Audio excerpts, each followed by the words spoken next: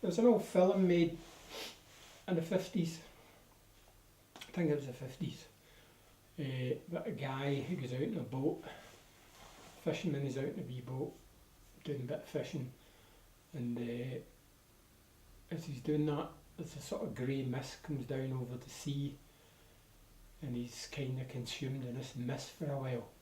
It's very strange, and then the mist lifts, disappears, and then the guy starts his engine and heads back into the shore. And when he gets to the dock in the shore, he's coming off the boat and he's feeling a bit kind of odd, and he touches his collar, and his shirt's quite big. He feels as if his shirt's too big for him. Then by the time he gets home, he gets home and he's sitting about the house, and there's other weird things start to happen. But one thing leads to another, and he realises he's actually shrinking. I think the film is called The Incredible Shrinking Man, and he goes through this whole process that he's shrinking, and he ends up outside his clothes, and he ends up holed up in a doll's house, fighting with a cat with a darning needle through the windows and stuff like that. But I don't know, nobody can explain the phenomenon in the film. The guy just shrinks. This grey mist comes down and makes him shrink.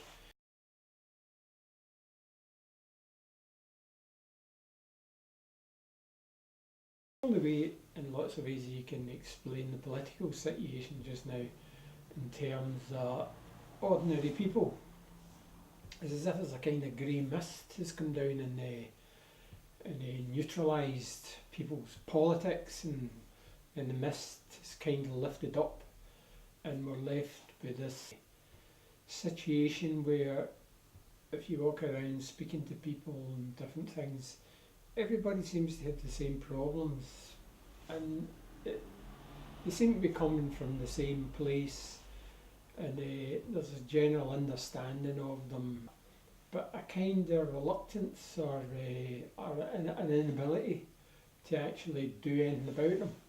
But it kind of explains the frustration. In terms of myself anyway, is there's so much potential to change what's happening today with neoliberalism and the rich taking control of the world. And I just wonder why people can't get round to making the steps towards doing something about it, or changing it. The majority of people, or else people spend a lot of time writing about it and explaining why it's bad in different ways, are basically just explaining the same thing, why the war's bad. And what we actually need is to start using some of our energy and thought process to doing something about it. Basically, the powers that be and the people who run the show at the moment, they're in competition with each other quite a lot of the time, but they also back each other. They don't wish to kill the goose that lays the golden egg.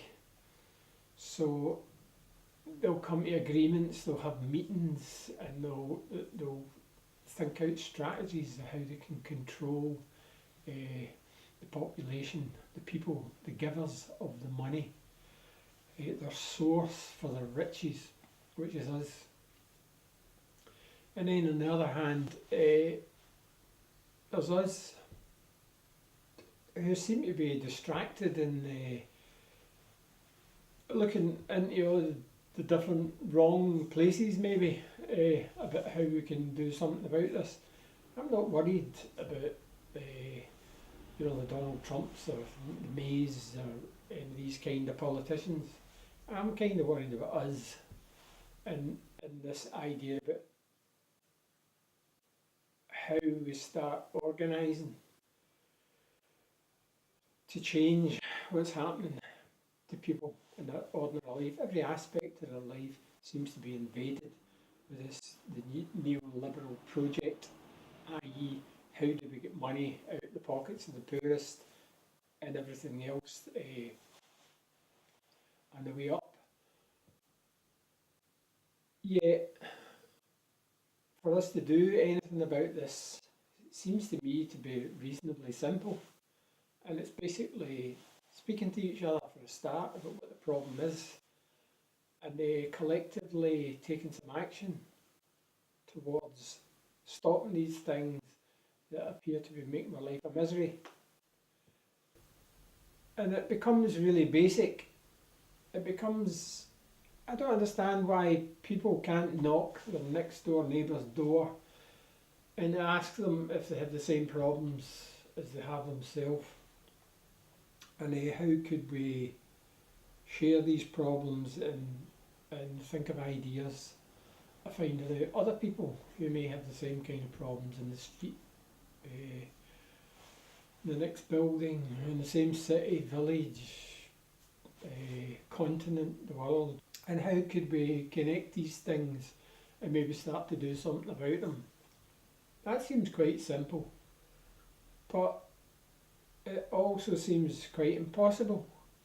When you speak to people, you come up with all these reasons and why you can't do that and you can't do this, and you'll need to convince politicians that to do this, or you won't be allowed to do it, or you can't do it, or you. It's endless the amount of excuses people come up with to stop activity towards solving their own problems. Not everybody, but I'm talking about the vast majority of people. And I'm not particularly talking about people who are so destitute and so down that they've got enough to think about and they can't think about anything else. I'm talking about just people who may even have a job and they're okay, they've got some kind of sense of security, and they've got a bit of time in their hands, and they could possibly stop watching the telly for a couple of hours a week and start talking about these problems and how we could find our way around it. This is what interests me. I'm not bothered about Mrs. May or Donald Trump or any of that kind of stuff, or the politicians in general. I'm worried about us, me. I'm worried about our inability to actually start to strategise towards changing these things. I'm worried about even the basic essentials of communication, talking to your next door neighbour, which seems to have disappeared. It seems almost non-existent. People are frightened, they're isolated, they don't want to get involved, they don't want to. I mean, it's basically within your family, you look after your kids and you look after your friends, and you help each other out, you do things, you gift things to each other, and which is great within the family unit and within your close friends. But I mean, dealing with the kind of political level, you only have to sort of extend that to the outside world, to your public life, rather than just containing it in your private life. And learning how to trust people again, and learning how to take chances, and learning how to be embarrassed, or to put up with being embarrassed, and trying things out, and if they fail, try something else. Keep trying to do something reasonably simple, so you can get some kind of achievement out of it that will take you on to the next thing. And these things can be really rewarding. Really rewarding. Like if we watch kids, babies, when they take their first steps, and they've all experienced the idea with the parents, and one holds the baby and the father and the mother's there going, come on, and the kid takes its first steps, and the kind of joy in its face, it's just like, it's the most amazing thing to watch, to experience as a kid making their first steps. And And it's the same as you progress through life. You can't write. In the beginning you can't write. All you got is all these squiggly lines, and it just seems impossible that there's anything you can do about this. And eventually you learn how these lines connect up and how they end up making words. And before you know it, you can string them into sentences, and you can start communicating with people and speaking with people. And that stuff seems impossible when you're doing it. When you first look at it, if you learn to read music, it's the same thing. So these wee squiggly lines and things. But it's the same development when you learn to read and write and communicate with people. And people tend to forget about this learning process. In school it tends to be towards a job rather than towards what you're going to do with your life. And when it comes to the political sphere, people think that's a specialised subject, as if that's something that you don't need to bother yourself with. So there's not much point teaching you at school. They'll teach you how to run a business, but they won't teach you how to run a union. And it seems like that it's that start at the beginning again process, because lots of people manage to get through their life being apolitical and without thinking about any of that kind of stuff. And a lot of people have enjoyed their life not thinking about that kind of stuff. But I think the situation we're in just now, it's an imperative, the survival of the species, particularly our young people and future generations, that we start to get engaged in politics. I don't think we can ignore it any longer. And I think everybody has to be involved in it, because the situation is becoming very desperate. And that's what worries me. It's not the warmongers of the world. They just do what they've been doing for centuries. And we have to learn, we have to do what we've been doing for centuries, because we don't have an 8-hour day, and we don't have rights, and we don't have working rights, and we don't have laws to protect us because they came from above. We have these things because they came from below, because it was us who enforced them. So instead of creating more of these ideas of freedom and democracy, we seem to be using up the ones we already have, the ones that people have already struggled for and fought for and died for.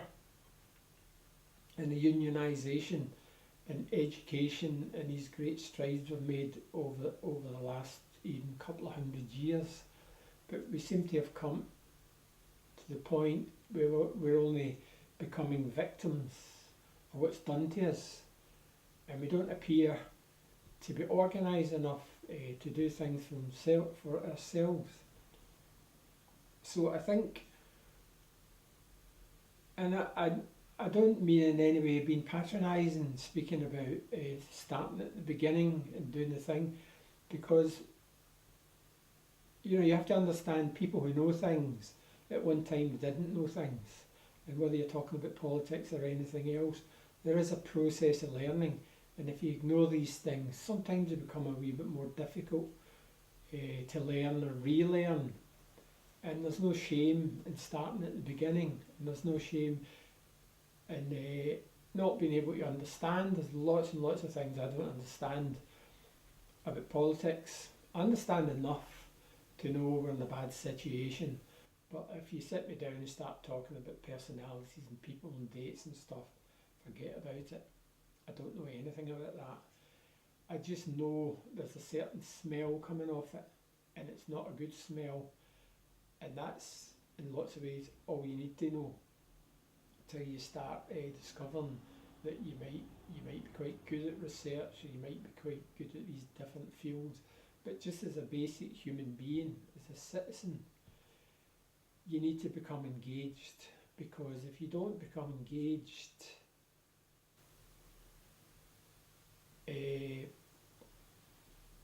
I don't think much of the chances for our kids and future generations.